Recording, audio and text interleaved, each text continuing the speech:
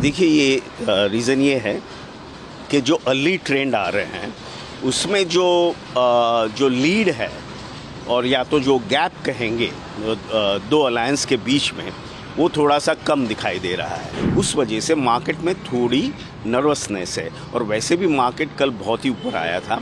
तो अब देखना ये है कि फाइनल फिगर्स तक थोड़ी सी राह देखनी पड़ेगी। मार्केट हमेशा एक कदम आगे चलता है और थोड़ा सा कॉशियस होता है।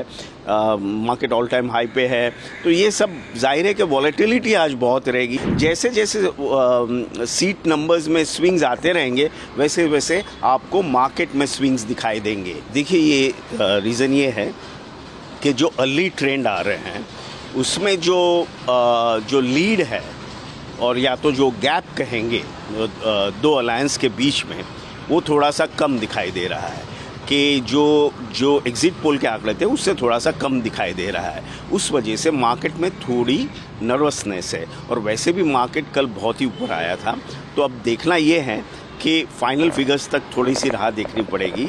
लेकिन फ़िलहाल जो अर्ली ट्रेंड यही सजेस्ट कर रहे हैं कि जो gap between the two alliances है वो जो उम्मीद थी उससे उससे काफ़ी कम पे ये अर्ली ट्रेंड्स दिखाई दे रहे हैं।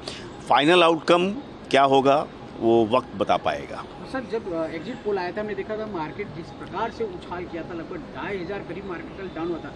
लेकिन जब आज आंकड़े आ रहे हैं, क्या आपको लग रहा है यही वजह है या और भी नहीं, सिर्फ यही वजह है कि जो एग्जिट पोल में जो लीड दिखाई दे रही थी अर्ली ट्रेंड में वो लीड अभी तक नहीं दिखाई दे रही है। वो टाइप की लीड है और बट वो जो गैप था वो नहीं दिखाई दे रहा है। इसके लिए मार्केट हमेशा एक कदम आगे चलता है और थोड़ा सा कॉशियस होता है।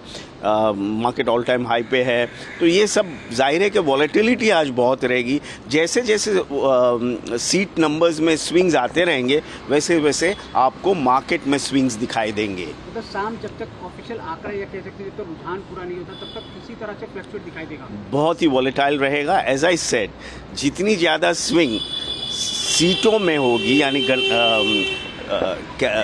वोट काउंटिंग के टाइम जैसे जैसे सीटों में स्विंग आती जाएगी कि एक अलायंस कभी एकदम आगे निकल गया, एक कभी पीछे, तो उस तरह से मार्केट में स्विंग आती हुई दिखाई देगी।